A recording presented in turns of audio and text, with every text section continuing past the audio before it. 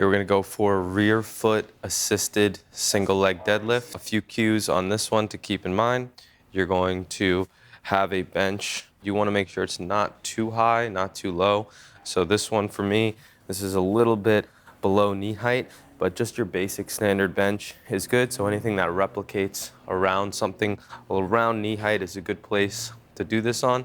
Basically what you're gonna do when you set up is you're gonna grab the bar, back foot is going to be on the bench, and we're going to be light. We're gonna be on the toes on the back foot. We wanna make sure the knee is not kicking up. We wanna make sure the knee is squared up with the hips. From here, we're gonna arch the lower back. We're gonna try and make sure when we're pulling, we're not rounding. So we're gonna arch the lower back, come all the way up, get to full extension of the hip. Now when you lower down, you wanna make sure that this back foot is very light and primarily the weight is in the front leg. We're lowering down, sitting the hip back, arching into keeping the back nice and flat, coming right back up, extending the hip, coming down.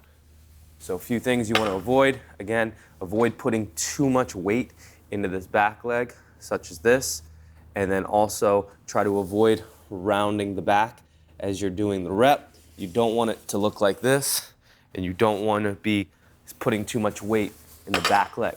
That's the single leg rear foot assisted deadlift.